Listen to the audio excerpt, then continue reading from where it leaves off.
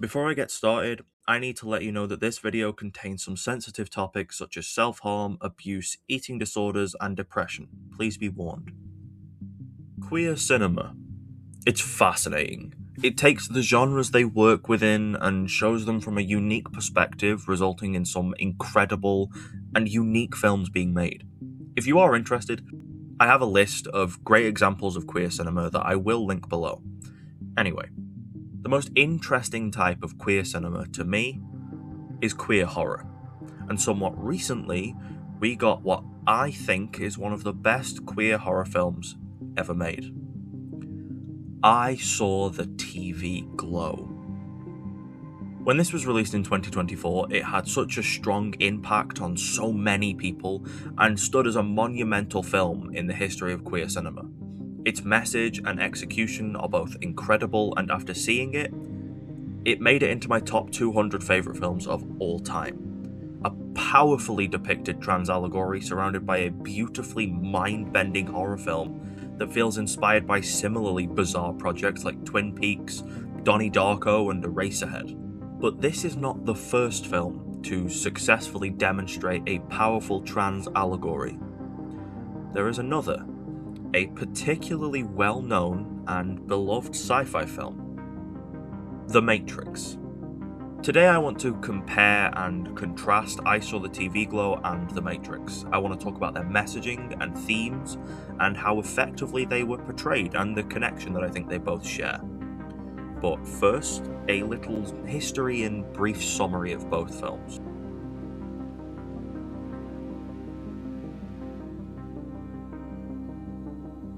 The Matrix was a cultural explosion. It was a huge box office success, grossing over $460 million.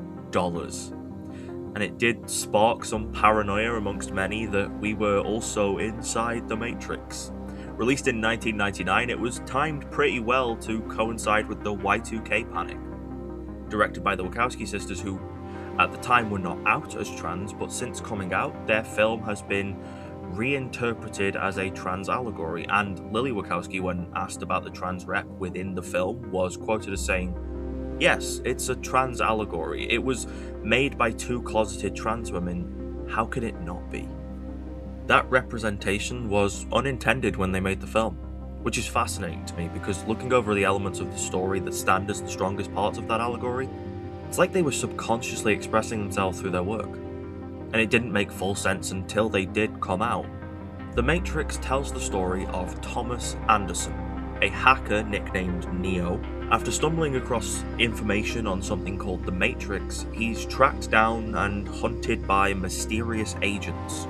After being interrogated, he wakes up in his own home and believes it to have all been a dream. Then he finds himself face to face with Morpheus. And Morpheus offers Neo a choice. The choice. Either he takes the red pill, and he will discover the truth behind the Matrix and join Morpheus and Trinity in their fight for freedom.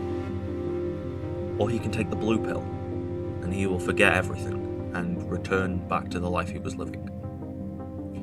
Neo obviously takes the red pill, and as he discovers more of the Matrix, he learns that the world he lives in is not the real world. It's in fact a simulation. After waking up in the real world, he discovers more about who he's meant to be, and unlocks his true abilities within the Matrix. A film that, on the surface, is a simple sci-fi story about self-discovery. But as I have hinted towards, there is more beneath the surface. But before I can delve into that, let's cover the basics of I Saw the TV Glow.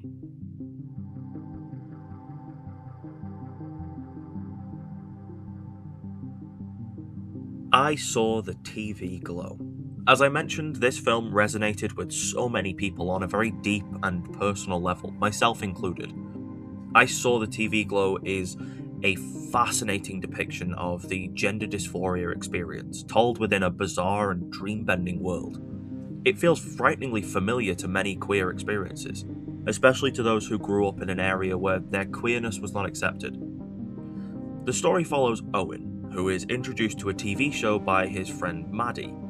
The TV show The Pink Opaque, which, side note, looks like a show I would thoroughly enjoy.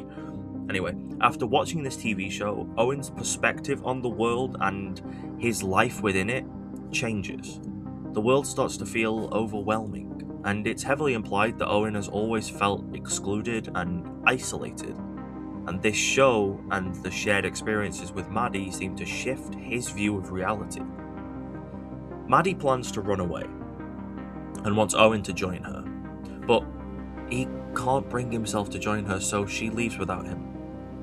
Years later, Maddie is back, and she explains to Owen that the pink opaque is the real world, and they are currently living in a dream world created by the antagonist of the show, Mr. Melancholy.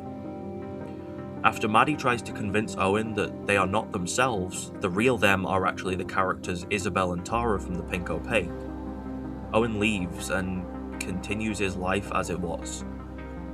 As he gets older, his depression worsens until it culminates into a breakdown while working at a kids' entertainment center.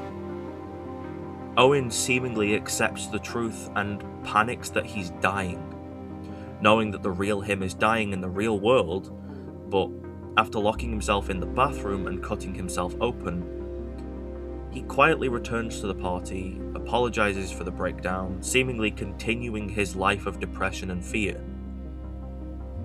Now, before I jump into the allegory and symbolism present in these films, I just need to say that despite the fact that the trans allegory behind I Saw the TV Glow is confirmed to have been the intention, and the trans allegory behind The Matrix, while not intended when it was made, has since been confirmed to be present throughout the film by its creators, I still do not speak as a voice for these films and their respective creators. This is almost entirely my perspective and my interpretation.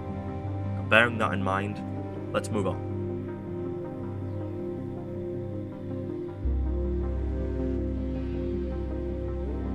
So let's start with I Saw the TV Glow.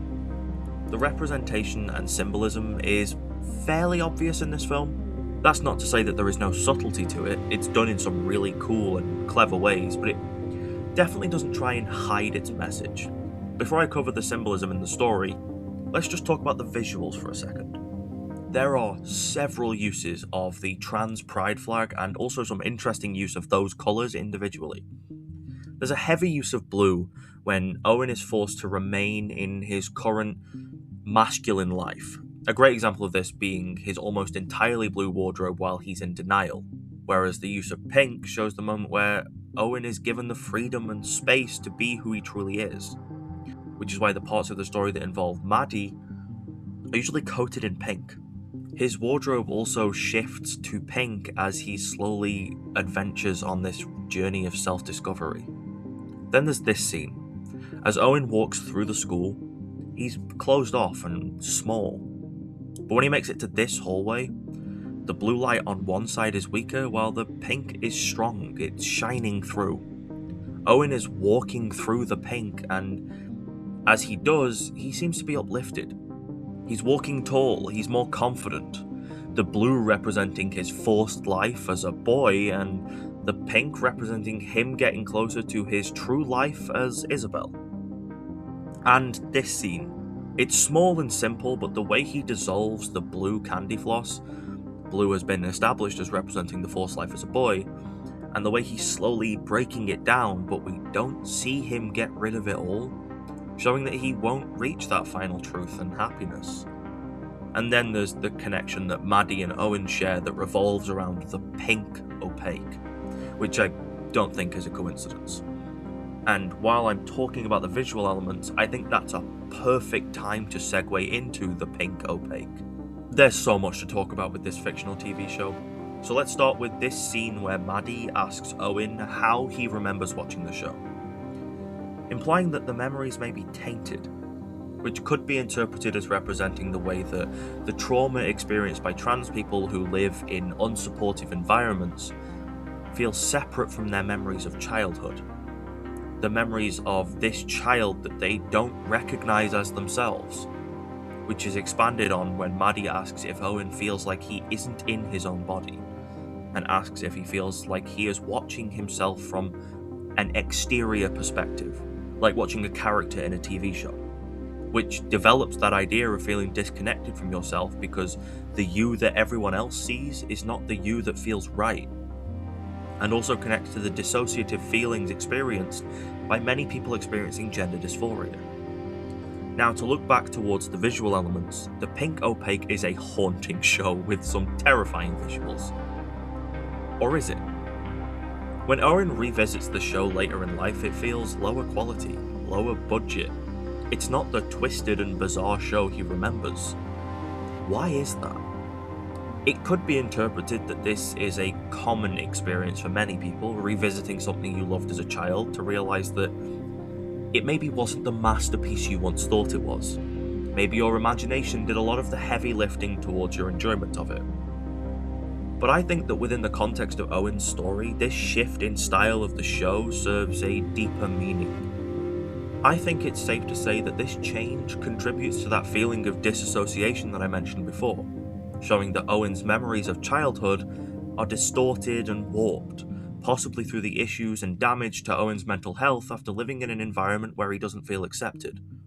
But the idea that the clarity of the real world, which is the world of the Pink Opaque, feels more distant to Owen, could imply that he is slowly moving further and further away from his real self, and moving further and further away from reaching his potential for happiness, especially as he gets older and slowly loses connection to the version of himself that had that potential to reach that happiness and truth.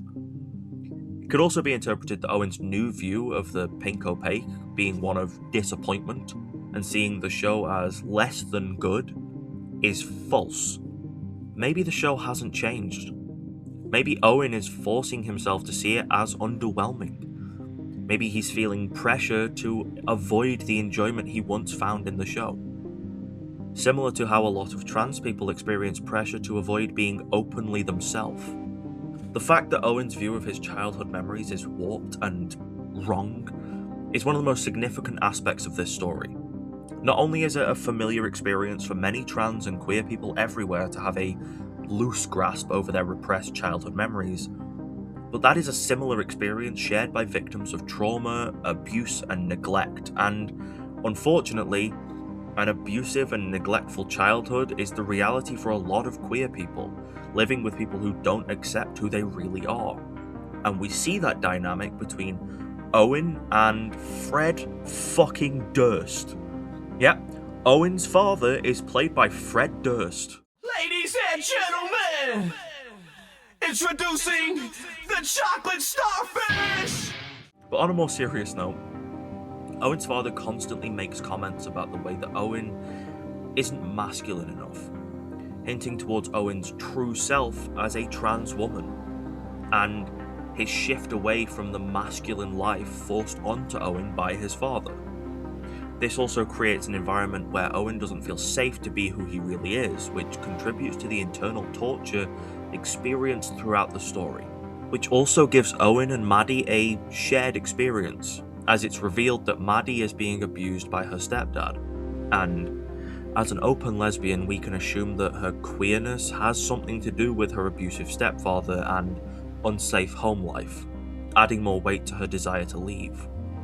I think the most relevant scene when it comes to Owen's father is this moment, where Owen is essentially inside the TV, seeing the TV as Owen's way of seeing the real world. Him crawling through that screen is essentially him starting to accept who he is and truly realizing that. But then, Owen's father comes in and forcefully pulls him out as Owen seemingly screams in pain. The aggressive way that Owen's father is trying to strip him away from that world shows the way that a lot of parents that don't accept their trans kids will force them to remain someone who they aren't, showing that abusive behaviour that is common in transphobic family dynamics.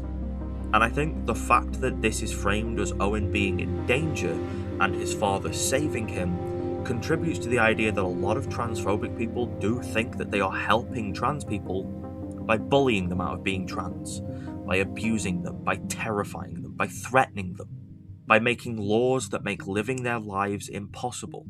They think they're some sort of saviour, They gain this weird hero complex as they put the lives of trans people everywhere at risk because their hate for trans and queer people stems from that very self-absorbed ignorance. All of the trauma from Owen's neglectful and abusive childhood, combined with the repressed memories, culminates in what, in my opinion, is one of the most upsetting scenes in horror. Here we see Owen at his new job, working at a children's entertainment centre. As the lights and sound of this party start to feel overwhelming and overstimulating to Owen, he breaks. He screams in horrifying fear and starts panicking over the thought that in the real world his body is dying, slowly accepting the fact that he's trapped.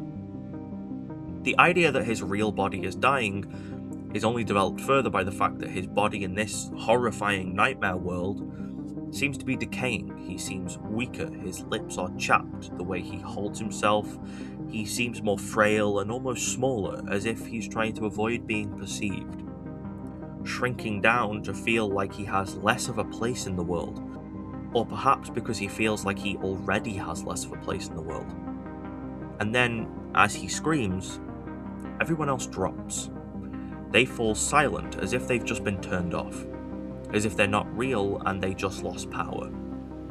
I think this represents the way in which the lives of trans people and queer people, and pretty much every minority, are threatened by the government or the people in their lives, and they are constantly trying to fight for their own freedom, talking about how they are being threatened, talking about the danger that they face.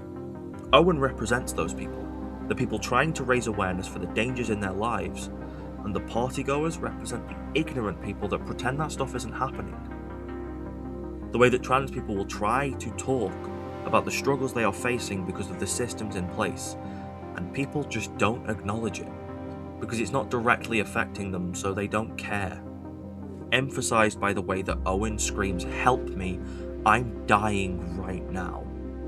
Directly asking those people for help and expressing how horrible and dangerous his life has been, to the point that it genuinely feels like he's dying. After seeing that no one responds and no one cares, he apologizes, saying that they can ignore him. He stops screaming and moves back to hyperventilating, trying to stay quiet and out of the way. This contributes to a solid representation of the way that trans people are made to feel like an inconvenience. Whenever they try and talk about who they really are, or even just be themselves, people will act like they are in the way or some sort of irritant.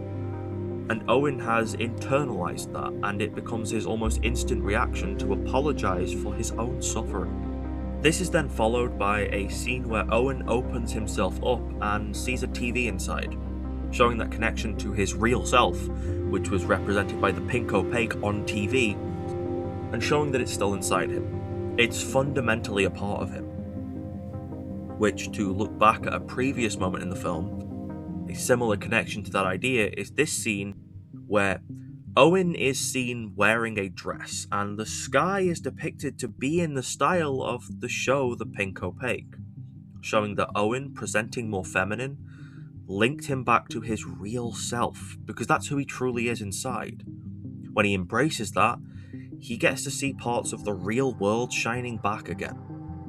And just to cover some other small details that I find fascinating, Owen is soft-spoken throughout the whole film, and acts almost scared, as if he's constantly battling with the fear of being found out, contributing to that idea that trans people are made to feel like they are in the way, and they would apologize for their own suffering because that's what's expected of them.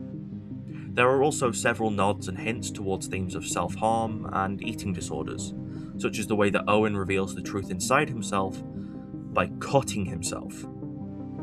And the lyrics of the song Claw Machine in the bar, sending grown men grainy photos of my ribcage, which is also relevant when considering the experiences of trans people facing discrimination and abuse.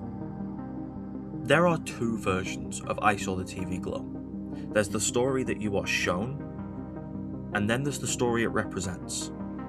The story you see is a story of a young boy slowly discovers a passion for another world, only to find out that the world he is watching on TV is the real world, and he's in a different dimension, an alternate world created by a powerful and evil being as a part of a plan to kill Owen. The people in Owen's life in this world are not real and are an extension of that evil being's plan. They play a similar role to the agents in the Matrix, an AI designed to stop people from finding the truth. The people in Owen's life are part of Mr. Melancholy, and they only exist to keep Owen trapped. This is the base story of the film. It's a surreal sci-fi horror with multiple worlds, superpowers, demons, and ever-present evil monsters. And we follow Isabel and Tara as they are trapped as Owen and Maddie trying to fight through the dark. But that's on the surface. The story that this is representing is different, because I think it could be interpreted that the film we watch is intentionally bizarre and dark to convey the dark and dangerous experiences of Owen, in a way that anyone can understand, whether they are queer, trans, cis, or heterosexual. Depicting the struggles of a trans character as a horror film, so the audience sympathises with and understands Owen's fear without having to have experienced it. Looking at the story through that lens, Owen is a young boy who has always felt like someone else, always felt wrong. After meeting an older girl who he finds out is queer, he finds his safe space. They bond over a TV show, and their friendship develops, giving Owen a safe space to explore his sexuality and identity, allowing him to discover his queerness and potential life as a trans woman. However, his friend Maddie's home life is dangerous and terrifying, and Maddie leaves for her own safety, which means Owen loses his safe space, losing access to the one place that he can embrace his true self. Because of this, he returns to his forced masculine life and falls into a depression. But after a while, Maddie returns, and there is a small shimmer of hope for Owen. But it's snuffed out because Owen is trapped in a life of pressure from the world around him, which leads to him suppressing his true self. Despite that suppression, Owen is still suffering, but silently, through things like self-harm and eating disorders, which is another common experience for trans people who suffer abusive homes and lives. Owen gets older and is still suffering. After a breakdown in public, he hides in the bathroom to harm himself. He cuts himself and feels some false relief and control, then returns to the world he fears and apologizes for suffering. Two different stories told at the same time in the same film. Reminiscent of the works of directors like David Lynch, which is not surprising given the similar stylistic choices. I Saw the TV Glow is one of the best films of the past decade, and while I'm biased, it's one of the best films I've ever seen. It perfectly depicts the internal torture and external abuse that is so upsettingly familiar to trans and queer people everywhere, and surrounds it with an unsettlingly creepy yet beautifully made world. And now, to talk about the other side of the trans representation coin.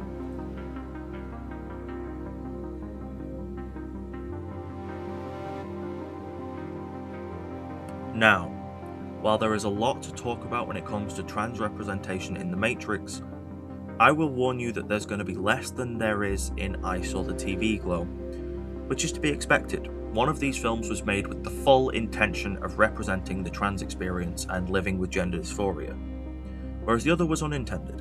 Despite the creators since coming out as trans and recognizing the underlying themes that are present in The Matrix, it wasn't intended at the time. So bearing that in mind, just like with I Saw the TV Glow, let's also start with the visual elements.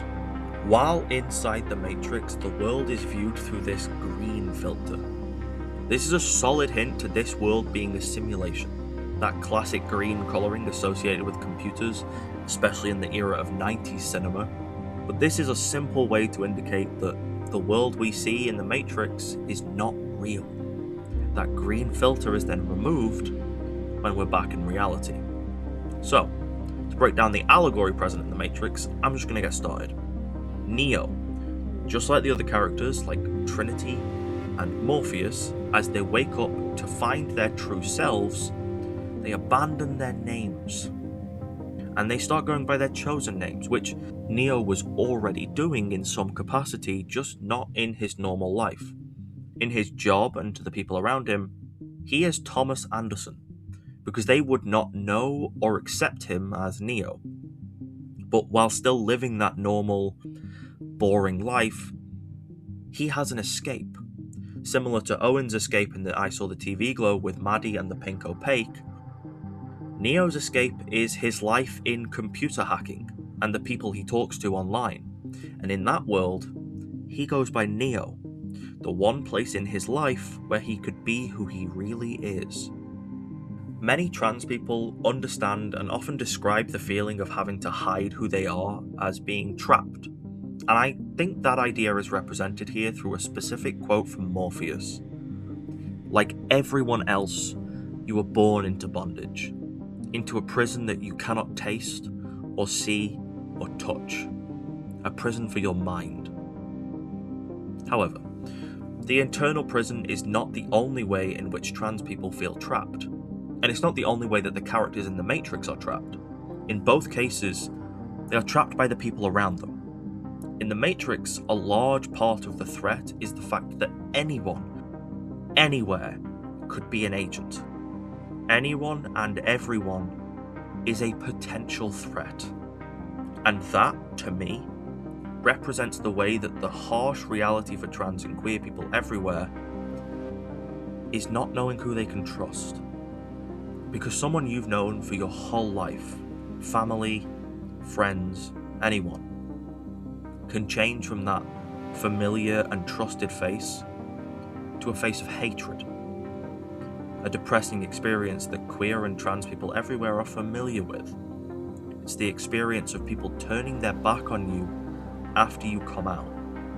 An honestly scary feeling, despite the freedom you feel once you are out. It's still terrifying to think that the people you once trusted, the people you once loved, could suddenly turn on you.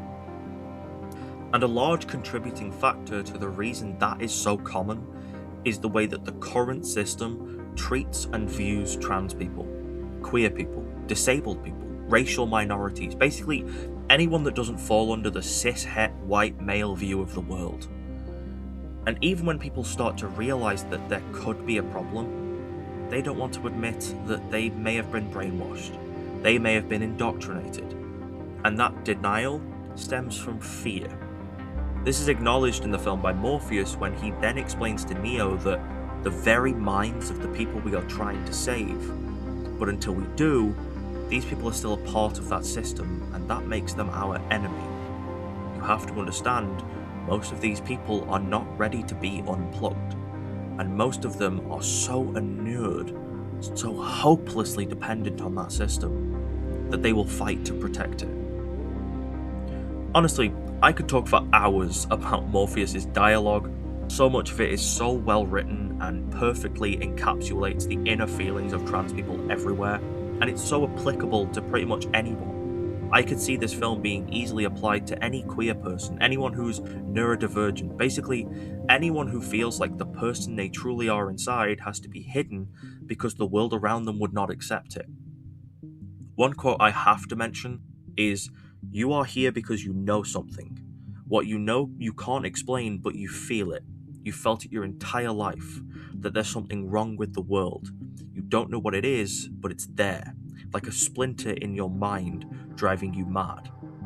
It is this feeling that has brought you to me. Do you know what I'm talking about?" Now, while as I said, this can be applicable to many people, I do think the experience that it best relates to is gender dysphoria. Anyway, moving on from Morpheus' dialogue, let's look at two major elements of the story. One that unfortunately did not make it into the final film. let's start with what did make the final cut. This scene. A very well-known aspect of the Matrix is the red pill or the blue pill. Earlier, I explained that choosing the blue pill would lead to Neo remaining in the Matrix and continuing his life as it is. But the red pill would lead to him heading further down the rabbit hole, discovering the truth of the Matrix and the truth of who he is. But a cool and unintentional detail is, at the time of this film's release, the common HRT medication for trans women was called Premarin, and it came in the form of a little red pill. Now, as I said, this was unintentional, it's a happy accident, but it's still pretty cool. The other key aspect of the Matrix that I want to cover is the character of Switch. Originally, this character would have been one gender in the Matrix, and a different gender in the real world. The Wachowski sisters have acknowledged that this plot point was dropped, and they have alluded to the idea of it being a little too far for studios at the time, hinting that people weren't ready for that. But I really wish it made it to the final cut, because even just as a sci-fi movie and looking at this on a complete surface level, that's really cool. Anyway, the idea of Switch being two different genders obviously contributes to that unintended allegory of trans identity and gender dysphoria. However, I have seen people using that potential plot point as a reason that there is no trans allegory. In fact, I've seen people legitimately fighting against the Matrix being considered a trans allegory, and the majority of the points I have seen made are very clear misunderstandings of the Matrix and its story, and even a misunderstanding of the word allegory. I think that a lot of people think an allegory needs to be a very literal interpretation, and a very literal representation of the exact situation that the film is trying to hint towards, but it really doesn't. In the original plan for the character of Switch, they would have presented as a woman in the Matrix and a man in the real world. Some people have suggested that this goes against the trans allegory and even goes against the lives that the Wachowski sisters now live. Because in the idealistic dream world of the Matrix, you can be whatever you want, and in that world, the character would be a woman, but in the miserable real world, they would be a man, and this is, in their eyes, implying that trans women are not real women because in the real, gritty, horrible world, they are just a man. But I think that what a lot of those people are forgetting is that trans women are not the only trans people. Trans men do exist, and within the context of that story, the main character could be considered a trans man.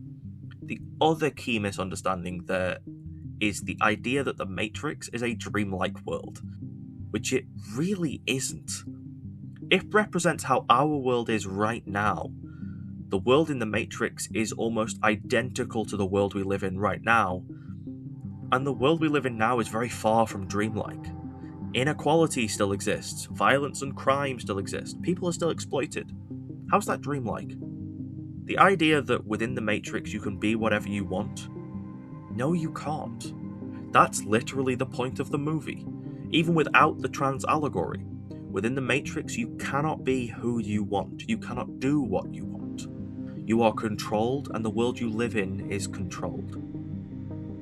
This is even perpetuated by a quote from Agent Smith where he says, "The peak of your civilization." I say your civilization because as soon as we started thinking for you, it really became our civilization. Showing Agent Smith's acknowledgement that the world we live in is not ours. We cannot do what we want because it is out of our control. Anyway, moving on from people's unusual interpretations and onto some more about Neo as a character.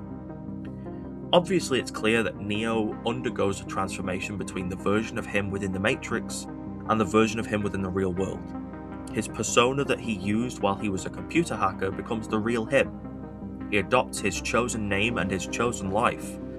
But he also undergoes a somewhat physical transformation, which also relates to the experience of many trans people. I just want to acknowledge that there are many trans people that do not feel a desire to physically transition, as well as the social aspects and mental aspects of their transition. People's journeys into their self-discovery vary greatly, so by acknowledging Neo's physical transformation as an important part of the allegory, I do not want to devalue trans people who do not undergo a physical transition. Anyway, Neo does go through an element of physical change, which is seen through the way that once he does wake up in the real world, because he's never really used his body, he's weak. So through the help of Morpheus and the rest of the gang, he undergoes physical treatment to bring his body up to speed with his mind, which could be interpreted, at least I interpreted that, as a representation of gender reassignment. Another interesting aspect of the world of the Matrix, to me, is the character of Cypher. He is originally a part of the group with Morpheus, and Trinity, and Neo, but he ends up turning against them in favour of remaining in the Matrix, because he thinks that the Matrix is an idealistic dream world that we should want to live in, because it's better than the miserable world that they are living in reality. Which very perfectly represents the way that a lot of people will bury themselves into their fantasies to avoid facing the real problems in our lives. Some people have commented on the fact that Cypher was right, saying that they agreed with him, but I think that's an odd view to have on him as a character, because he is a perfect representation of how people become indoctrinated into these dangerous systems that only serve to harm them. I would also be remiss if I did not comment on the way that the term red pill has been co-opted.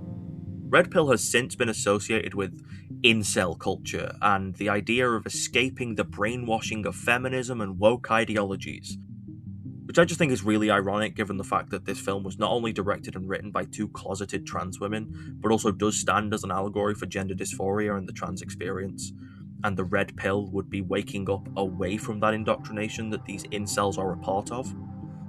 Anyway, the final major part of the Matrix that I'd like to touch on is Agent Smith and his role in the allegory. Agent Smith is a government agent. At least, that's how he's perceived within the world of the Matrix.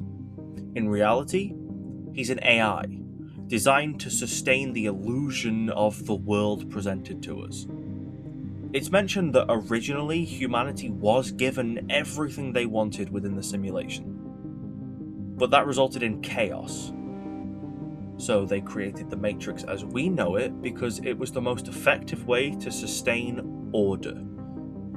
I find this concept fascinating because that's exactly how world leaders and politicians explain their poor decision making now. When questioned why they put little effort into positive social change, they explained that it would not work and how it would create disorder and anarchy. But the main reason is, if everyone's needs were truly met, if everyone was at true peace, then they would lose that control over us. They would lose their ability to manipulate, and they would not be able to benefit from our suffering. Because most crimes only exist because people's needs aren't met. It's the harsh truth that our governments deliberately encourage disadvantages and unfairness in our society and actively increase the risks of several crimes for their own personal and usually financial gain.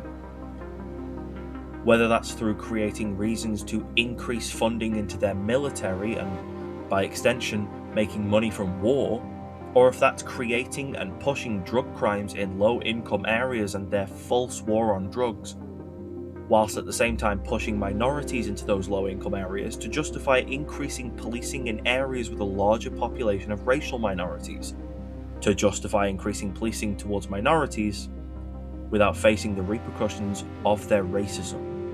I think that just like real governments and their aversion to positive changes in society, out of their fear of losing control, Agent Smith is lying to us and the characters about that ideal world they once created, so that they can justify their continuation of the current methods of manipulation.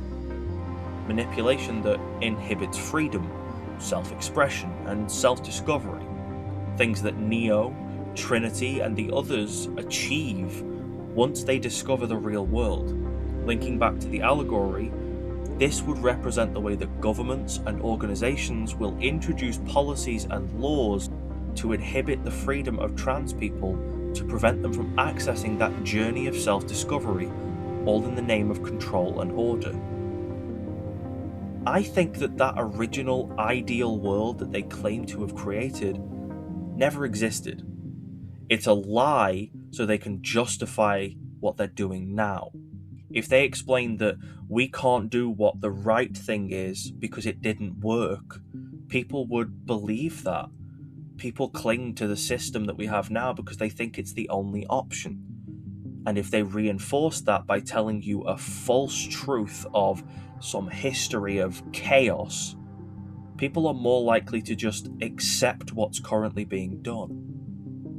Anyway, there is so much more that I could talk about for The Matrix, and there's also so much about The Matrix that is completely unrelated to a trans allegory that's also really cool, because The Matrix also features elements of political commentary, which I find fascinating. But yet again, to make this video and its editing somewhat manageable, let's move on.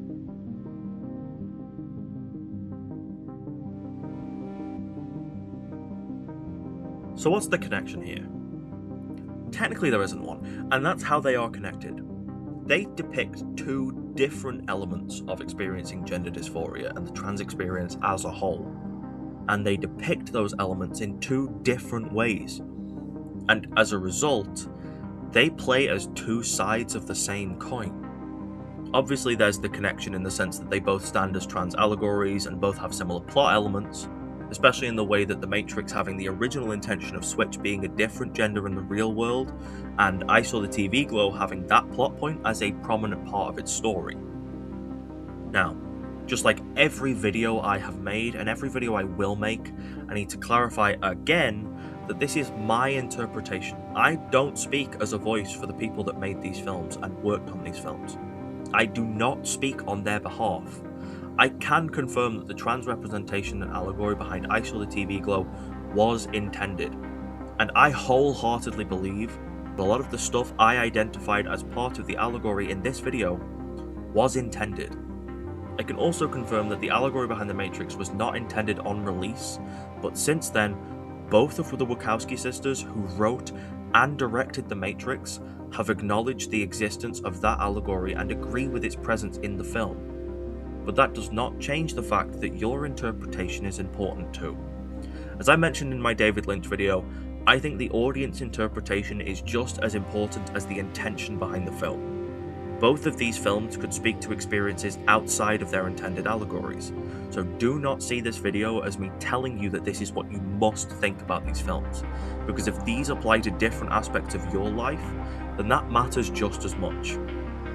But this is what I saw, and this is what I got from these films, which I recognise as a neurodivergent queer person is going to be somewhat tailored towards my experience.